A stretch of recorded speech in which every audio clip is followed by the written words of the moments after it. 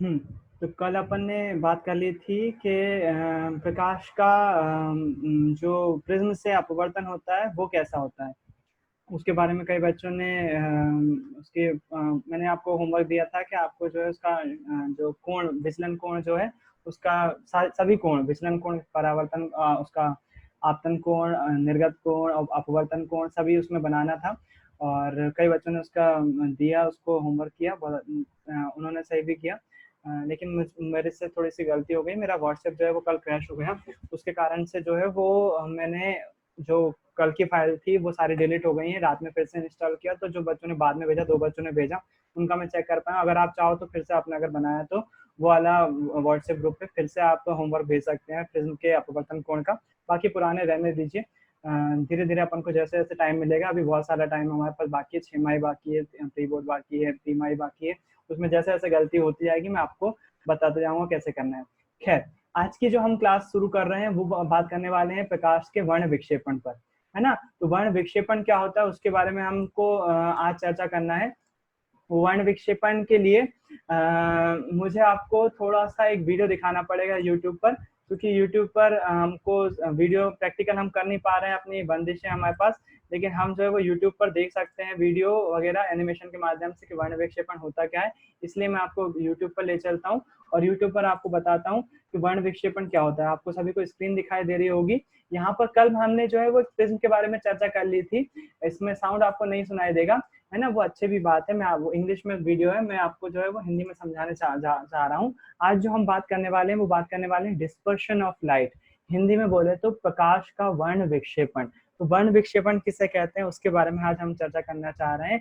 वर्ण विक्षेपण क्या होता है, तो उसके लिए हमको एक जरूरत पड़ेगी एक प्रिज्म की, है ना। तो वो प्रिज्म की प्रैक्टिकल करके बता रहे हैं और इसी वर्ण विक्षेपण पर आधारित होता है एक प्राकृतिक वर्ण विक्षेपण, एक का फिनोमिना है। प्राकृतिक वर्ण विक्षेपण पर आधारित होता है हमारा इंद्रधनुष। आप सभी ने इंद्रधनुष बनता हुआ देखा होगा। जो इंद्रधनुष बनता है वो कब बनता है, हल्की सी बारिश हो चुकी होती हो चुकी होती है या फिर हो रही होती है, दोनों ही केस में। और सूर्य की उपस्थिति जरूरी है। अगर सूर्य नहीं होगा तो आपको कभी भी रात में जो है वो इंद्रधनुष बनता हुआ नहीं दिखाई देगा। सूर्य की उपस्थिति होना जरूरी है। जब भी सूर्य उपस्थित होता है तो हमें इंद्रधनुष बनता हुआ दिखाई देता है। और एक और एक बात करने वाली, गौरव करने वाली बात यह है कि जब भी आपको इंद्रधनुष बनता हुआ दिखाई देगा, सूर्य आपके पीछे होगा और इंद्रधनुष जो है वो आपके सामने बन रहा होगा। तो इस बात को आपको ध्यान रखना है। हमेशा आप कभी भी इंद्रधनुष को फोकस करेंगे तो ऐसा हो रहा होगा। तो इंद्रधनुष किस कारण से बनता है, अगर आपसे कोई पूछे कि इंद्रधनुष बनने का कारण क्या है, कारण बताइए किस कारण से बनता है, प्रिंसिपल किस प्रिंसिपल पे काम करता है, तो आप उसको बोलेंगे इंद्रधनुष जो है वो प्रकाश के वर्ण विक्षेपण पे काम करता है। वर्ण विक्षेपण क्या होता है उसके लिए ही हम ये वाला वीडियो जो है वो देख रहे हैं। तो इंद्रधनुष को जैसा दिखाई देता है सेमी सर्कुलर वे में हमको दिखाई देता है, वही यहाँ पर क्वेश्चन पूछ रहा है कि इंद्रधनुष जो है वो किस कारण से बनता हुआ दिखाई देता है। रीजन भी वही है कि डिस्पर्शन ऑफ लाइट, प्रकाश के वर्ण विक्षेपण के कारण से हमें इंद्रधनुष बनता हुआ दिखाई देता है। वर्ण विक्षेपण क्या होता है उसको जानने के लिए एक प्रयोग कर रहे हैं। उसके लिए 3 चीजों की जरूरत है। एक प्रिज्म चाहिए, एक कार्डबोर्ड चाहिए जिस पर हल्का सा गड्ढा होगा, गड्ढा क्यों होगा इसके जस्ट बाद आपको पता चलेगा, और एक व्हाइट शीट चाहिए जिस पर हम स्पेक्ट्रम प्राप्त कर सकें, है ना। तो हम सेटअप तैयार करेंगे। एक खिड़की के पास जो अपना कार्डबोर्ड का टुकड़ा रख लेंगे जिसमें एक गड्ढा होगा। क्यों गड्ढा करके रखेंगे, ताकि जो सूर्य प्रकाश किरण आए उस गड्ढे में से होकर गुजरे और वो पतली हो जाए। उसके सामने एक प्रिज्म रखेंगे। प्रिज्म आप कल भी देख चुके हो, कल की क्लास में मैंने प्रैक्टिकल दिखाया था आपको, प्रैक्टिकल परफॉर्म करते हुए बच्चों को। प्रिज्म ऐसा कुछ होता है जिसकी जो है वो ऐसी फलक होती है, 3 फलक होती हैं और 2 त्रिभुजाकार फलक होती हैं और 3 जो है वो चतुर्भुजाकार फलक होती है। चतुर्भुजाकार फलक आपको ये वाली दिख रही है, एक ये है, एक इसके साइड में 2 ये है, एक नीचे है, 3 ये हो गई। और त्रिभुजाकार फलक एक सामने और एक पीछे। टोटल मिला के कितनी फलक होती हैं, 1 2 3 4 5 फलक होती हैं, जिसमें से 3 जो है वो चतुर्भुजाकार होती हैं और 2 जो है वो त्रिभुजाकार फलक होती हैं। तो आपको ये प्रिज्म के बारे में कल चर्चा कर चुके हैं हम। उसके बाद हमको व्हाइट शीट लगा देना है जिसमें हम स्पेक्ट्रम प्राप्त कर सके। जब सनलाइट इंटर करती है तो इस कार्डबोर्ड से होकर गुजरती है और कार्डबोर्ड में से होकर जो है वो सनलाइट बिल्कुल पतली फॉर्म में होकर जो है वो प्रिज्म में से होकर गुजरती है। और प्रिज्म उसका क्या कर देता है, उसको विभक्त कर देता है अपने अवयवी रंगों में। वो अवयवी रंग कौन कौन से होते हैं, वो अवयवी रंग 7 होते हैं। सबसे नीचे होता है बैंगनी, फिर उसके बाद जामुनी, फिर उसके बाद नीला, फिर उसके बाद हरा, पीला, नारंगी, लाल। मतलब प्रिज्म ने क्या करा, जो श्वेत प्रकाश किरण आ रही थी उसको 7 रंगों में विभाजित कर दिया। उसका मतलब क्या हुआ, उसका मतलब ये हुआ कि जो श्वेत प्रकाश किरण होती है वो कितने रंगों से मिलकर बनी हुई होती है, 7 रंगों से मिलकर बनी हुई होती है। वो 7 रंग कौन कौन से हैं? बैंगनी, जामुनी, नीला, हरा, पीला, नारंगी, लाल। ये 7 रंग आपस में मिलकर क्या बनाते हैं? श्वेत प्रकाश बनाते हैं। जो हमको दिखाई देता है नॉर्मली हमारे दिन में हमको जो दिखाई दे रही है श्वेत प्रकाश, वो कैसा कलर है? श्वेत दिखाई जरूर दे रहा है, लेकिन वो है किस किस के मिलकर बना हुआ है? वो 7 रंगों से मिलकर बना हुआ होता है। उन 7 रंगों को जो है हम शॉर्ट टर्म में याद भी कर सकते हैं। ये बाकायदा आपको लाइन से जो है वो 7 रंगों के नाम बता रहे हैं, बैंगनी, जामुनी, नीला, हरा, पीला, नारंगी, लाल। इन सीक्वेंस को जो है वो विब्ग्योर बोला जाता है इंग्लिश में, और हिंदी में जो है वो बेजानी या पिनाला बोल सकते हो आप।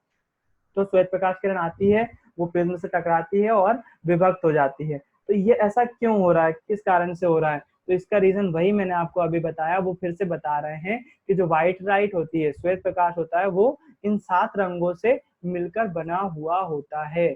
यही जो है, यही घटना जो है वो वर्ण विक्षेपण की घटना है। श्वेत प्रकाश किरण का अपने अवयवी रंगों में विभक्त हो जाना क्या कहलाता है? वर्ण विक्षेपण कहलाता है। तो ये इस चीज को जो है वो एक और चीज फोकस करने के लिए आपसे बोल रहे हैं। जब प्रकाश किरण आती है ना, श्वेत प्रकाश आती है, तो वो 7 रंगों में विभक्त हो जाती है ना। लेकिन देखो उनका एंगल क्या रहता है? एंगल सभी रंगों का अलग अलग रहता है। मतलब इस प्रकाश किरण को ऐसा आना चाहिए था, ये सीधे सीधे जाना चाहिए था, लेकिन लाल रंग जो है वो इतने एंगल पे, इतने कोण पे विचलित हुआ। उसके बाद ऑरेंज रंग इतने पे, उसके बाद पीला इतने पे, हरा इतने पे, नीला इतने पे, बैंगनी और जो आखिरी में बैंगनी और जामुनी, ये दोनों कलर का डिस्पर्शन सबसे अलग अलग होता है। डिस्पर्शन मतलब कि विचलन। विचलन की बात करें यदि तो लाल रंग का सबसे कम होता है, और जो बैंगनी रंग होता है उसका सबसे ज्यादा होता है। ऐसा क्यों होता है? क्योंकि ये जो है, ये तरंग प्रकाश जो है वो तरंग के रूप में काम करती है। और तरंग जो है वो आप जान चुके हो, 9th क्लास में मैंने आपको पढ़ाया है। तरंग वो ऐसी ऐसी होती है, और उसकी कुछ तरंग दैर्घ्य होती है। संघ से लेकर संघ तक की दूरी तरंग दैर्घ्य कहला सकती है, या फिर गर्त से लेकर गर्त तक की दूरी जो है वो तरंग दैर्घ्य कहला सकती है। ये बात 9th क्लास में देखा है आपने। तो इन सभी रंगों की तरंग दैर्घ्य अलग अलग होती है। तरंग दैर्घ्य अलग अलग होती है तो इनका विचलन भी अलग अलग होता है। लाल रंग की तरंग दैर्घ्य सर्वाधिक होती है, जिसके कारण से इसका विचलन जो है वो बहुत कम हो पाता है।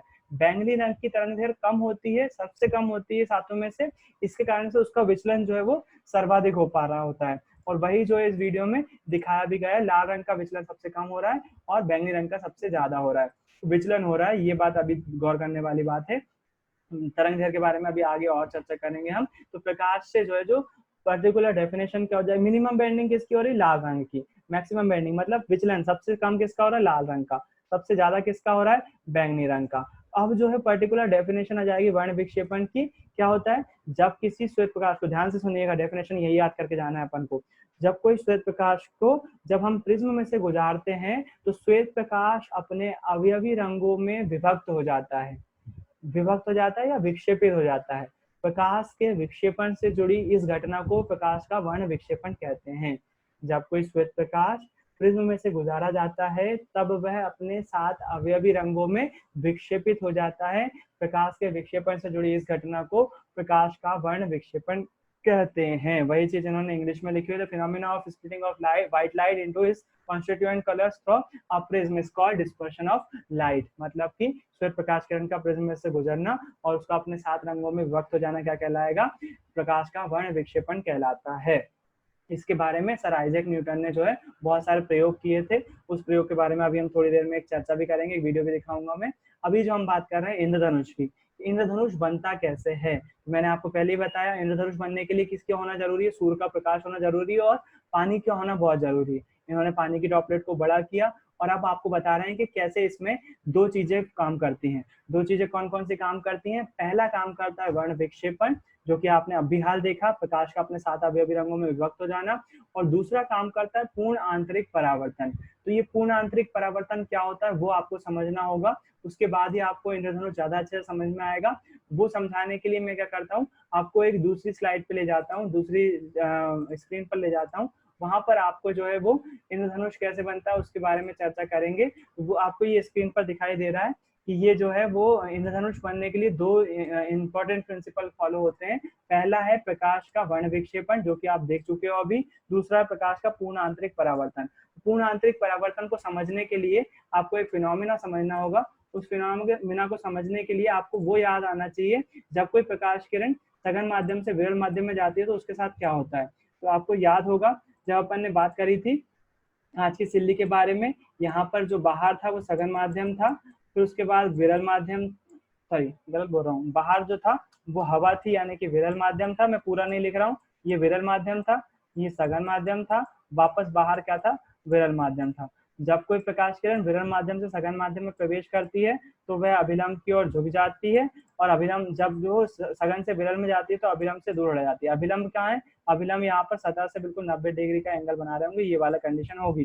तो ये आपको याद आ रहा होगा, हमने अपवर्तन की डेफिनेशन जब पढ़ी थी, जब देखा था कि जब प्रकाश किरण, इस प्रकाश किरण को जो है वो सीधे जाना चाहिए था, इसको ऐसे जाना चाहिए था, लेकिन ये गई कैसी, ऐसी, मतलब क्या हुआ, अभिलंब की ओर ये झुक गई, इस साइड जो है वो झुक गई। और ऐसे ही जब सघन से विरल में गई तो इसको जो है ऐसा जाना चाहिए था, लेकिन ये कैसे चली गई, इस साइड चली गई, मतलब अभिलंब से दूर हट गई। मतलब जब कोई प्रकाश किरण सघन माध्यम से विरल माध्यम में जाती है तो वह अभिलंब से कैसे हट जाती है, दूर हट जाती है। ये बात आपको याद आना चाहिए, हमने अपवर्तन की डेफिनेशन जब पढ़ी थी, जब हमने देखा था इसको, है ना। तो अब इसमें मैं क्या बताना चाह रहा हूँ, आपको ये बताना चाह रहा हूँ, यदि कोई प्रकाश किरण के बारे में हम चर्चा करें कि ये जो है वो लाइन है, और यहाँ पर जो है ऊपर जो है वो सघन माध्यम है, कौन सा माध्यम है, सघन माध्यम, ऊपर कौन सा माध्यम है, सघन, में यहाँ पर लिख दे रहा हूँ सघन माध्यम है, और नीचे जो है वो विरल माध्यम है। अगर कोई प्रकाश किरण जो है वो सघन से विरल में प्रवेश करेगी तो उसको जाहिर सी बात है अभिलंब से जो है वो दूर हटना होगा, मतलब उसको जाना कैसा चाहिए, अभिलंब बना लें एक बार अपन, अभिलंब बनाने के बाद ताकि आपको समझ में आए कि ये अभिलंब हो जाएगा करीब, है ना, अभिलंब काल्पनिक होता, दिखाई नहीं देता, ये अभिलंब हो जाएगा। इसको जो है, अब इस प्रकाश किरण को ये ऐसी आई थी तो इसको जाना कैसा चाहिए था, ऐसा जाना चाहिए था, कैसा, ऐसा, यहाँ से इसको ऐसा जाना चाहिए था, सीधा जाना चाहिए था, लेकिन ये अभिलंब से दूर हट जाएगी, दूर हट जाएगी तो यहाँ आएगी नहीं, ये तो अभिलंब के पास हो जाएगी, दूर हट जाएगी मतलब अभिलंब से दूर हट जाएगी, ऐसा हो जाएगी, है ना। यदि इस प्रकाश किरण की मैं जो है वो दूसरी शेप देना चाहूँ, दूसरी प्रकाश किरण बनाना चाहूँ, मतलब दूसरे एंगल से आपतित करवाना चाहूँ, ये ऐसी आई, ऐसी आई तो क्या हो जाएगा, ये ऐसी आएगी तो इसको जाना ऐसा चाहिए था, लेकिन ये अभिलंब से और दूर हटेगी और ऐसी हो जाएगी। अच्छा, एक फिनोमिना ऐसा भी होगा, जब हम इसको इस एंगल पे अगर आपतित करवाएं, इस एंगल पे आपतित करवाएं तो ये कैसी हो जाएगी, ये बिल्कुल ऐसी हो जाएगी, ये बिल्कुल ऐसी हो जाएगी, मतलब कि अभिलंब और परावर्तित किरण के बीच कितने डिग्री का कोण बन जाएगा, 90 डिग्री का कोण बन जाएगा, 90 डिग्री का कोण बन जाएगा, है ना। मतलब मैंने आपतन कोण क्या होगा, आपतन कोण ये वाला होगा, अभिलंब और आपतित किरण ये वाली थी ना, पहले वाला केस में कौन सी थी, ये वाली थी, ये वाली प्रकार किरण ऐसी आई, ऐसा हो गया। तो इस देखो ब्लैक वाला, पहले ब्लैक वाले से मार्किंग बता दूं, पहला वाला केस था ये वाला, इसमें आपतन कोण क्या था, ये वाला था, आपतन कोण ये था, इतना था, और अपवर्तन कोण क्या था, अभिलंब और ये वाला कोण जो है वो अभिलंब कोण, अपवर्तन कोण था। फिर उसके बाद अगर मैं बात करूं ये दूसरी हरी वाली प्रकाश किरण की, तो आपतन कोण क्या होगा, ये वाला आपतन कोण हो गया, और इसका जो अपवर्तन कोण हो गया, जो हो गया वो क्या हो गया, ये वाला हो गया कोण, ये वाला कोण जो है वो अपवर्तन कोण हो गया। फिर उसके अभिलंब और परावर्तन के बीच बनने वाला कोण। फिर उसके बाद अगर मैं तीसरी लाइन की बात करूं तो आपतन कोण अब क्या हो गया, ये वाला कोण जो है वो आपतन कोण हो गया, और इसके लिए परावर्तन कोण या अपवर्तन कोण क्या हो गया, ये वाला होगा। देखो अभिलंब और इसके बीच कितने डिग्री का कोण बन रहा है, 90 डिग्री का बन रहा है। मैं ये वाला कोण की बात करूं चाहे ये वाला ऊपर वाली बात ले लूं, दोनों ही जगह पर कैसे बन रहा है, 90 डिग्री का कोण बन रहा है।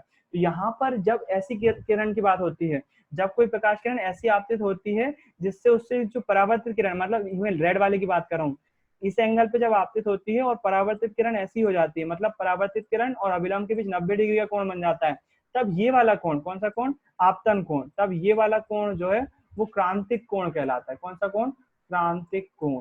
तो क्रांतिक कोण की डेफिनेशन क्या हो जाएगी, क्रांतिक कोण की डेफिनेशन ये हो जाए, एक बार फिर से मैं इसी को क्रांतिक कोण को जो है वो एक अलग डायग्राम में बना के बता देता हूँ ताकि आपको क्रांतिक कोण समझ में आ जाए। क्रांतिक कोण किसको बोलेंगे, एक लाइन हमने जो है वो पहले इसलिए बनाई क्योंकि ऊपर जो है वो सघन माध्यम दिखाएंगे, हम ऊपर लिखेंगे सघन, नीचे लिखेंगे विरल, क्योंकि हमेशा ऐसे ही होगा, विरल और सघन का माध्यम में ही काम करेगा।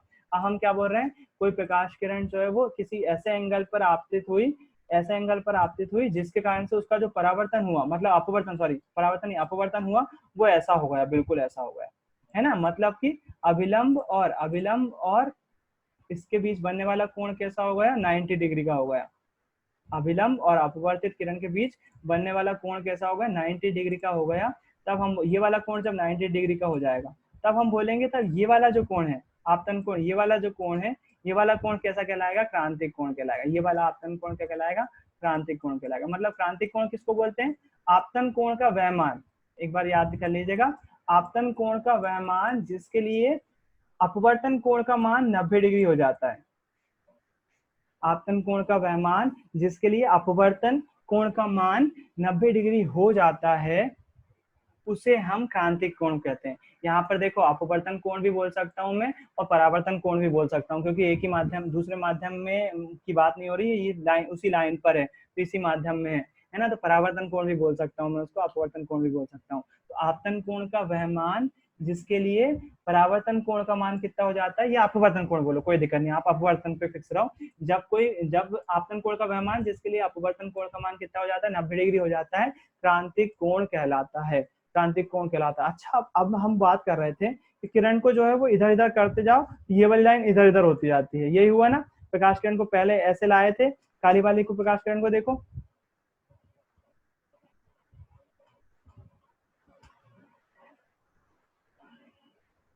ये वाली प्रकाश किरण को देखो, ये ऐसी आई थी, ऐसी हो गई, फिर उसके बाद ऐसा करा तो ये ऐसी हो गई, फिर उसके बाद ऐसा करा तो ऐसी हो गई। मतलब क्या हो रहा है, मतलब इस प्रकाश किरण को हम इधर लाते आ रहे हैं तो ये इधर जाती आ रही है। अब अगर ऐसा ही चलता रहा, एक बार तो ऐसा होगा कि प्रकाश किरण को यदि हम इधर से आपतित करवाएं तो ये इधर किधर चली जाए, व्हाइट कलर नहीं ले रहा मैं, ये वाला कलर ले रहा, इधर किधर आए और इधर किधर चले जाए, ऐसा भी हो सकता है ना, बिल्कुल हो सकता है। तो जब हम बात करते हैं इसके बारे में, इसको बोलते हैं हम पूर्ण आंतरिक परावर्तन की डेफिनेशन। पूर्ण आंतरिक परावर्तन में क्या होता है, यहाँ पर भी दो माध्यम होते हैं, ऊपर जो है वो सघन माध्यम होता है, नीचे जो है वो विरल माध्यम होता है। जब कोई प्रकाश किरण का आपतित किरण का मान, जब कोई आपतित किरण का मान क्रांतिक कोण के मान से अधिक हो जाता है, तो वो प्रकाश किरण जो है वो उसी माध्यम में जो है वो परावर्तित हो जाती है, उसी माध्यम में वापस लौट जाती है, वो तो अगले माध्यम में जाती ही नहीं है ना। इस फिनोमिना को हम बोलते हैं पूर्ण आंतरिक परावर्तन। अभिलंब से जो है वो ये 90 डिग्री से भी आप परावर्तन कोण का मान 90 डिग्री से भी क्या हो जाएगा, ज्यादा हो जाएगा। तब हम इस केस में बोलेंगे कि प्रकाश का क्या हो गया, पूर्ण आंतरिक परावर्तन हो गया। मतलब पूर्ण आंतरिक परावर्तन मतलब जिस माध्यम से वो आई, सघन माध्यम से आई थी, वो सघन माध्यम में वापस लौट गई। मतलब देखो, हो अपवर्तन रहा है लेकिन कह रहा है परावर्तन, क्योंकि परावर्तन की डेफिनेशन यहाँ पर सेटिस्फाई हो रही है। सेटिस्फाई कैसे हो रही है, जब कोई प्रकाश किरण एक माध्यम में आती है और उसी माध्यम में परावर्तित हो जाती है तो उसको हम परावर्तन कहते हैं। यहाँ भी तो यही हो रहा है, सघन से सघन में आ रही है और सघन में वापस लौट जा रही है ना। लेकिन बस यहाँ पर हुआ क्या है, अपवर्तन ही हुआ है, लेकिन वो वही उसी माध्यम में लौट गया, इसलिए हम इसको क्या बोल रहे हैं, पूर्ण आंतरिक परावर्तन कह रहे हैं। क्या बोल रहे हैं, पूर्ण आंतरिक परावर्तन। प्रकाश किरण एक ही माध्यम में आई और उसी माध्यम में क्या हो गई, वापस लौट गई, उसको हम पूर्णांक परावर्तन कहेंगे। इसको हम उसके इंद्रधनुष के केस में क्यों इंपोर्टेंट मान रहे हैं, अगर आपको डेफिनेशन याद हो जाए तो बहुत अच्छी बात है। क्रांतिक कोण की डेफिनेशन क्या होती है, एक बार फिर से सुन लीजिए। क्रांतिक कोण आपतन कोण का वह मान जिसके लिए परावर्तन कोण का मान 90 डिग्री हो जाता है, क्रांतिक कोण कहलाता है। पूर्ण आंतरिक परावर्तन किसे कहते हैं, जब आपतन कोण का मान क्रांतिक कोण के मान से अधिक हो जाता है तो प्रकाश किरण जिस माध्यम से आई है उसी माध्यम में वापस लौट जाती है, इसे हम पूर्ण आंतरिक परावर्तन कहते हैं। तो अब हमारे प्रकाश के केस में क्यों जरूरी है, मान लीजिए ये सूर्य है, ये सूर्य है, यहाँ पर ये सूर्य से प्रकाश किरण यहाँ पर आई और यहाँ पर जो है पानी की बूंद से टकराई। पानी की बूंद जो है मैं थोड़ी सी बड़ी बना दे रहा हूँ ताकि आपको समझ में आए। प्रकाश किरण क्या होगा, प्रकाश किरण यहाँ से इंटर करेगी, यहाँ से आएगी, कहाँ से, सूर्य से आएगी, सूर्य से आई, यहाँ पर आई। अब यहाँ पर बाहर कौन सा माध्यम है, वायु है, तो विरल माध्यम है। अंदर ये पानी कहाँ से बना हुआ है, सघन माध्यम से बना, पानी की बूंद पानी से बनी तो सघन माध्यम होगा। विरल से सघन में जाएगी तो इसका वर्ण विक्षेपण तो हो गई और विचलन भी होगा, अपवर्तन भी होगा। ये प्रकाश किरण यहाँ से आई और अपवर्तन होगा तो अभिलंब की ओर झुक जाएगी, मतलब कैसी हो जाएगी, बेंड होके ऐसी हो जाएगी, है ना। मतलब ये थोड़ा सा क्या हो जाएगा, बिखर भी जाएगी, बिखरने के साथ साथ क्या हो जाएगा, इसका जो है वो थोड़ी सी इस साइड झुक भी जाएगी। जब ये ऐसी हो जाएगी तो यहाँ 7 रंगों में इसका वर्ण विक्षेपण हो चुका है। लेकिन अब यहाँ पर क्या होगा, यहाँ से सघन में विरल में जाएगा, सघन से विरल में जाएगा, मतलब वही बात, क्रांतिक कोण वाली बात। तो आपतन कोण का मान क्या हो जाएगा, क्रांतिक कोण के मान से अधिक हो जाएगा और ये प्रकाश किरण जो है वो यहाँ से विक्षेपित होते हुए कैसी हो जाएगी, एक तो इसका पूर्ण आंतरिक परावर्तन हो जाएगा, मतलब इसको जाना कैसा चाहिए था, यहाँ से जाना चाहिए था, सीधे सीधे निकल जाना चाहिए था, थोड़ी सी विक्षेपित होती लेकिन वो निकल ऐसा ऐसे जाना चाहिए था इसको, लेकिन इसका जो है वो क्रांतिक कोण का मान अधिक होगा जिसके कारण से ये ऐसी चली गई और ये बाहर जो आएगी तो कैसी आ जाएगी, जब ये जो है वो 7 रंगों में विभक्त होती हुई आएगी, पूर्ण आंतरिक परावर्तन हो जाएगा। मतलब क्या हुआ, यहाँ पर सबसे पहले यहाँ पर प्रकाश का वर्ण विक्षेपण हुआ, क्या हुआ, वर्ण विक्षेपण हुआ, प्रकाश जो है वो क्या हो गया, 7 रंगों में विभक्त हो गया। फिर उसके बाद जब वो दूसरी बार टकराई तो यहाँ पर क्या हो गया, यहाँ पर क्या हो गया, पूर्ण आंतरिक परावर्तन हो गया, पूरा नहीं लिख रहा हूँ, पूर्ण आंतरिक परावर्तन हो गया, पूर्ण आंतरिक परावर्तन हो गया। और जब यहाँ पर इससे बाहर आई तो वो कैसी हो गई, 7 रंगों में विभक्त हो गई। अब आपको अगर वर्ण विक्षेपण और पूर्ण आंतरिक परावर्तन समझ में आ गया, पूर्ण आंतरिक परावर्तन क्या, उसी माध्यम में वापस लौट जाना, पूर्ण आंतरिक परावर्तन है ना। वही समझ में आ गया होगा। तो अब आपको वीडियो समझ में आएगा। एक बार फिर से देखिए, वीडियो में वो वही दिखा रहे हैं, प्रकाश किरण आई, यहाँ पर वर्ण विक्षेपण हुआ और उसका क्या होगा, पूर्ण आंतरिक परावर्तन हो गया और बाहर जो है हमें इंद्रधनुष के 7 रंग जो है वो दिखाई दे जाते हैं। तो कितना बड़ा फिनोमिना है, आपको समझ में आना चाहिए। क्या होता है, सूर्य का प्रकाश का सबसे पहले वर्ण विक्षेपण होता है, उसके बाद क्या हो जाता है, उसका पूर्ण आंतरिक परावर्तन हो जाता है, जिसके कारण से हमको क्या दिखाई दे जाता है, इंद्रधनुष दिखाई दे जाता है ना। देखे होंगे आपने इंद्रधनुष बनते हुए। इसके अलावा भी कृत्रिम रूप से बहुत सारी जगह पर इंद्रधनुष बनते हैं, जहाँ पर फाउंटेन होता है, वाटर फाउंटेन होता है, वहां पर भी हमको इंद्रधनुष जो है वो दिखाई दे जाते हैं। जो वाटर की ड्रॉपलेट्स होती हैं, बबल होते हैं, सोप बबल होते हैं, साबुन के बुलबुले होते हैं, उसमें भी हमको दिखाई दे जाती है। सीडी में भी हमको 7 रंग जो है वो इंद्रधनुष के दिखाई दे जाते हैं। ये जो है वो कृत्रिम स्पेक्ट्रम कहलाते हैं, मानव निर्मित कहलाते हैं, जबकि इंद्रधनुष जो है वो प्रकृति के स्पेक्ट्रम कहलाता है, प्रकृति के द्वारा बनाया गया है। तो ये वीडियो इतना ही था। इसके बाद जो है वो हम एक बार बुक के पोर्शन पे जाते हैं। बुक के पोर्शन में हमको क्या दिखाई देता है, बुक हमको बताती है कि बुक जो है आपको जो है वो इस चैप्टर में जो पहले तो वो है क्या बोलते हैं, प्रकाश का वर्ण विक्षेपण। उसके बाद जो है वो एक क्वेश्चन आता है हमारे दिमाग में। क्या आता है वो क्वेश्चन, वो क्वेश्चन आता है कि वो क्वेश्चन आता है हमारे दिमाग में कि इंद्रधनुष का जो शेप होता है, इंद्रधनुष का जो शेप होता है वो सेमी सर्कुलर ही क्यों होता है। तो उसके बाद तो जो हमारे इंद्रधनुष का शेप होता है, वो शेप जो है वो इस शेप में क्यों होता है, इसको हम बोलते हैं अर्धवृत्त। अर्धवृत्त, अर्धवृत्त समझते हो, वृत्त क्या होता है, पूरा गोला, मतलब ऐसा ऐसा शेप पूरा सर्कुलर, और अर्धवृत्त मतलब कि आधा वृत्त, यहाँ से लेकर यहाँ तक। हमेशा इंद्रधनुष का शेप यही क्यों होता है, उसके लिए एक वीडियो देखिए। ऐसा नहीं होता है कि इंद्रधनुष का शेप हमेशा आपको वैसा दिखेगा, कैसा, सेमी सर्कुलर दिखेगा। उसके लिए एक वीडियो देखिए।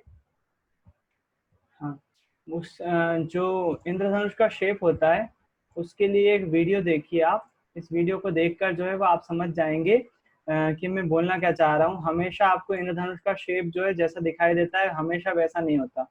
इस इंद्रधनुष का शेप देखिए, देखिए यहाँ से बन रहा है ये। अभी मूव करके दिखाएंगे आपको ये कैमरा, देखो ये ऊपर, ये किसी प्लेन से लिया गया शॉट है, किसी प्लेन में बैठकर ये शॉट लिया गया है। देखो ये यहाँ से बना हुआ है और 2 इंद्रधनुष दिख रहे हैं आपको, है ना। कई बार ऐसा होता, देखो ये शेप देखो, इसका पूरा गोल है, मेरे ख्याल से दिख रहा होगा, सभी को समझ में आ रहा होगा। तो जो शेप होता है इंद्रधनुष का वो जरूरी नहीं है हमेशा सेमी सर्कुलर हो। इस वाले वीडियो में आपको क्लियरली शो हो रहा है कि जो इंद्रधनुष का शेप है वो परफेक्ट सर्कुलर भी हो सकता है। वही इंद्रधनुष का शेप जो है वो उन्होंने दूसरी जगह भी कैप्चर किया, ड्रोन की सहायता से कैप्चर किया होगा, ये यहाँ तक है, यहाँ फिर हेलीकॉप्टर की सहायता से कैप्चर किया होगा। तो यहाँ पर उसका शेप जो है वो हमें परफेक्ट गोल दिखाई दे रहा है।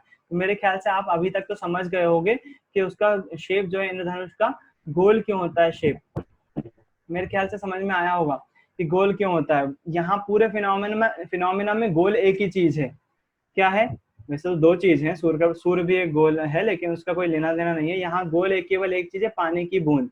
पानी का बूंद का जो शेप होता है वो कैसा होता है, एक गोले के रूप में होता है। इसी कारण से जो है वो हमें इंद्रधनुष जो है वो गोल दिखाई देता है। लेकिन हमें पूरा गोल दिखाई क्यों नहीं देता, हमें आधा गोल क्यों दिखाई देता है, क्योंकि आधा जो है वो जमीन के अंदर छुपा हुआ रहता है। मतलब उसका जो शेप रहता है वो गोल ही होता है, लेकिन हम जमीन पर हैं, हम जमीन पर है, हमारा एंगल जो है वो जमीन पर से देखने वाला बन रहा है, जिसके कारण से हमें जो है वो केवल आधा इंद्रधनुष दिखाई देता है।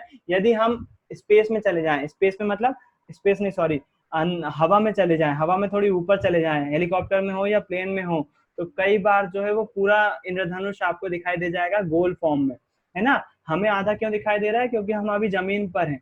जमीन पर जो है वो आधा जो इंद्रधनुष हो जाता है, आधा दिखाई देता है, क्योंकि आधा जो है वो जमीन के नीचे बन रहा होता है ना। लेकिन उसका फॉर्म जो होता है वो सर्कुलर ही होता है। लेकिन हमें जमीन पर वो कैसा दिखाई देता है, सेमी सर्कुलर दिखाई देता है, अर्धवृत्त की तरह दिखाई देता है। तो ये बात आपको याद रखना पड़ेगी, है ना। इसके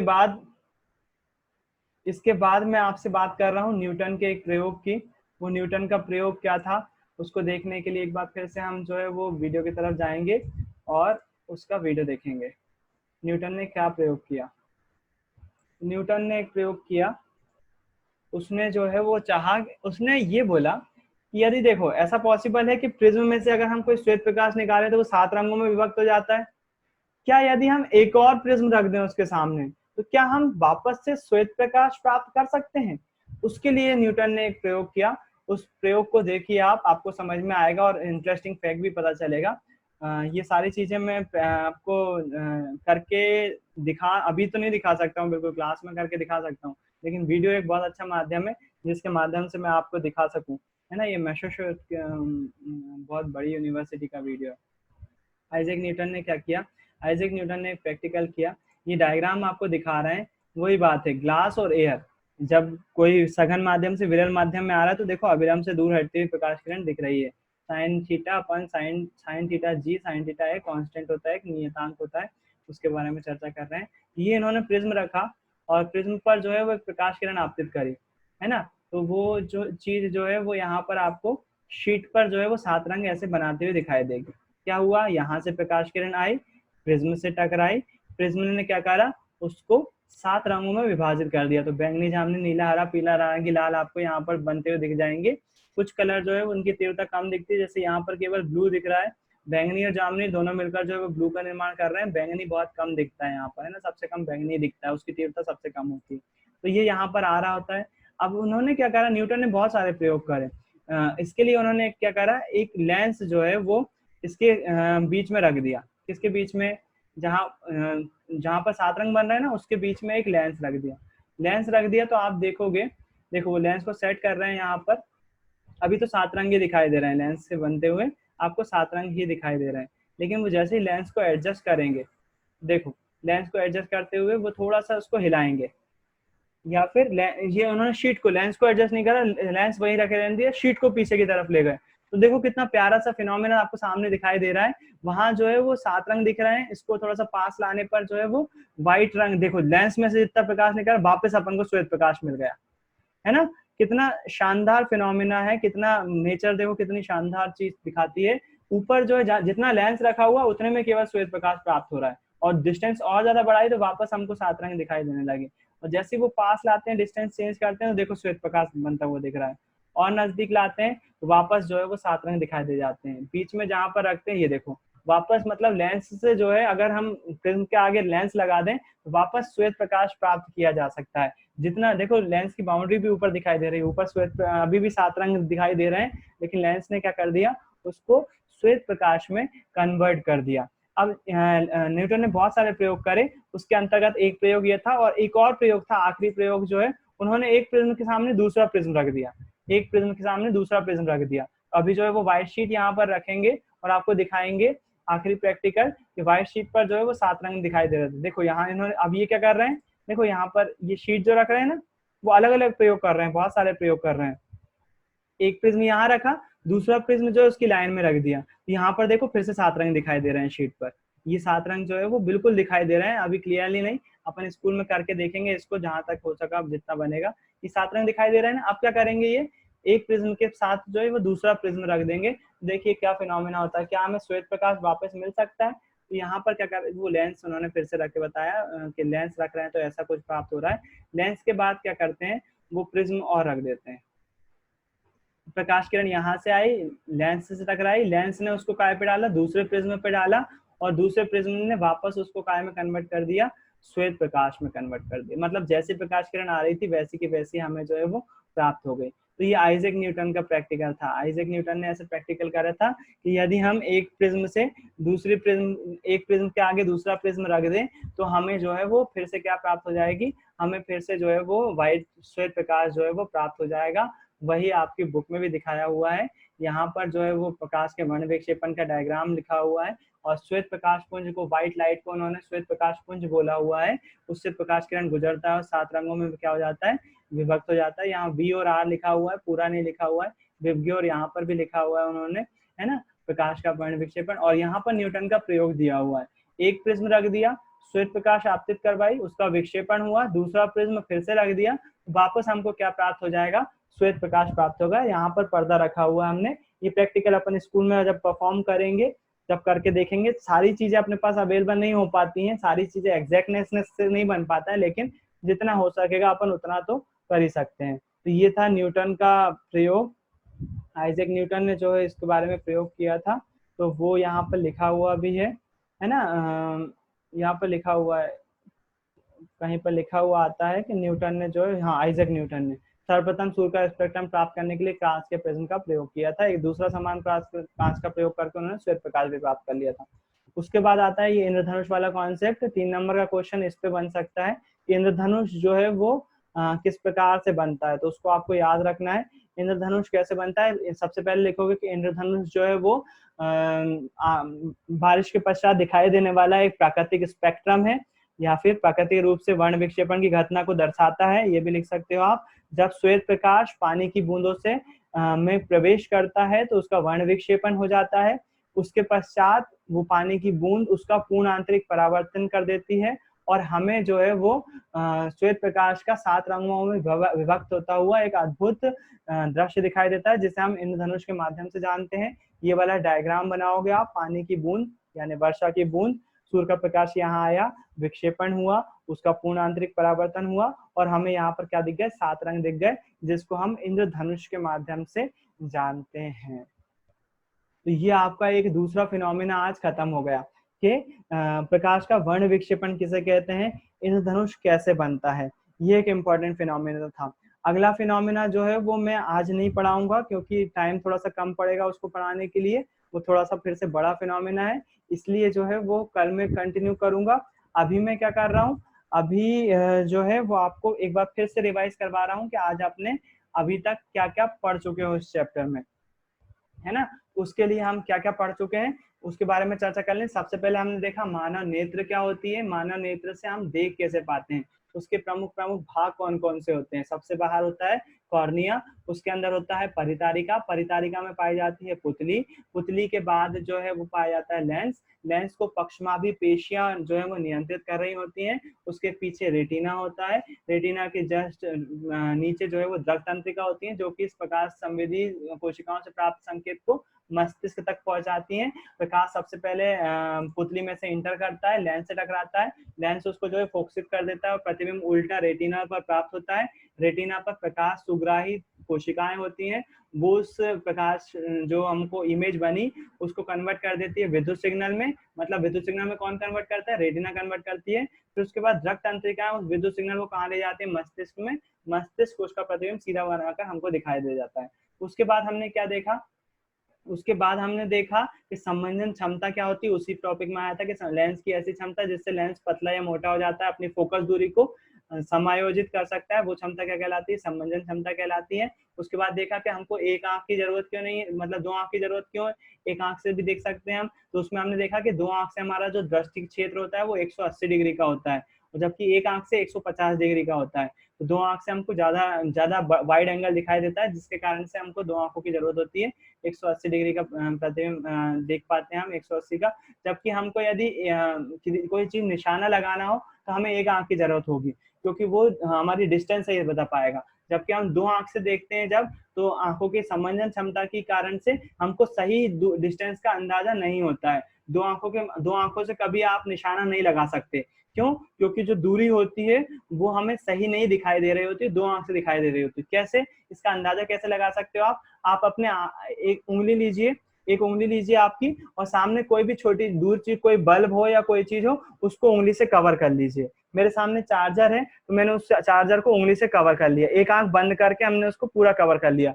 जब आप दूसरी आंख खोलते हो तो आपको वो चीज दिखाई देने लगती है। ऐसा करके देखिएगा, है ना। क्या करना है, एक आंख बंद करना और उंगली या फिर उंगली की सहायता से कोई भी जो दूर चीज रखी हो उसको पूरा ढक लेना, उंगली आपकी पूरी ढक लेगी, आगे पीछे करिएगा, वो पूरी चीज जो है वो ढक जाएगी। और जैसे ही आप दूसरी आंख खोलोगे उसी पोजीशन पे, तो आपको वो चीज दिखाई देने लगेगी। मतलब क्या, जब हम 2 आंखों से देख रहे होते हैं तो हमें इस दूरी का सही अंदाजा नहीं होता है, दूरी का बिल्कुल सही अंदाजा नहीं होता है, वो आभासी स्थिति हो जाती है।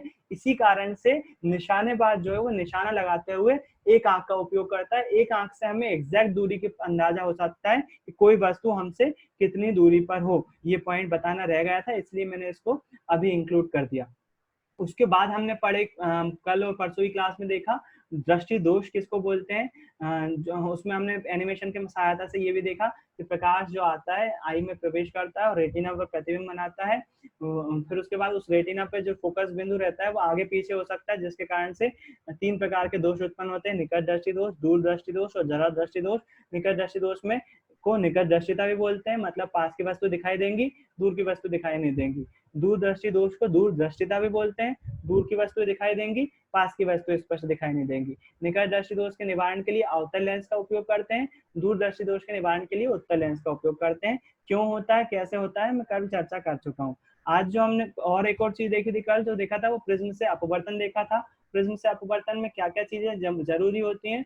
प्रिज्म से अपवर्तन से उसका डायग्राम जरूरी होता है, आपतित किरण कहाँ से आ रही है, अपवर्तित किरण कहाँ से निकल कैसी हो जा रही है, निर्गत किरण कैसी हो जा रही है, आपतन कोण किसको बोलते हैं, अपवर्तन कोण किसको बोलते हैं, निर्गत कोण किसको बोलते हैं और विचलन कोण किसको बोलते हैं, ये दर्शाना आपको आना चाहिए उस डायग्राम में।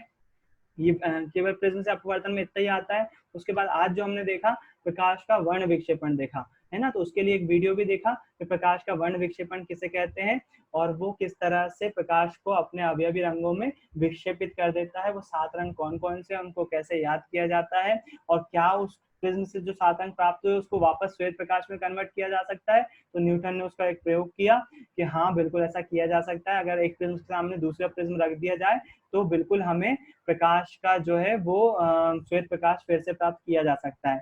उसके बाद देखा हमने वर्ण विक्षेपण से जुड़ा हुआ एक प्रैक्टिकल उदाहरण कौन सा है, तो इंद्रधनुष का बनना वर्ण विक्षेपण का एक प्राकृतिक उदाहरण है। प्रकृति बना रही होती है, वो प्रकृति दिखा रही होती है हमें प्राकृतिक स्पेक्ट्रम कैसा दिखाई देता है, कैसे होता है। उसमें 2 चीजें होती हैं, पहले होता है प्रकाश का वर्ण विक्षेपण, दूसरा होता है प्रकाश का पूर्ण आंतरिक परावर्तन। जब प्रकाश किरण बूंद में इंटर करती है तो उसका विक्षेपण हो जाता है, वो 7 रंगों में विभक्त हो जाती है और वापस से वो जब बाहर निकल रही होती है तो उसका पूर्ण आंतरिक परावर्तन हो जाता है और वो बाहर जो है वो 7 रंगों के रूप में बिखर कर नजर आने लगती है, जिससे हमें इंद्रधनुष प्राप्त होता है। ये आज तक हमने जो अभी तक जो जो बातें करी इस चैप्टर में उसके बारे में सारी चर्चा कर ली। तो आज की क्लास जो है मैं थोड़ा सा, जाहिर सी बात है अभी 5 मिनट बचे हुए हैं, लेकिन वो टॉपिक अगला टॉपिक हो नहीं पाता इसलिए मैंने शुरू भी नहीं करा। आज की क्लास में यही खत्म कर रहा हूँ। तो जो है आप जो है वो हाँ आज की क्लास यही खत्म करें, आप डाउट पूछ सकते हैं।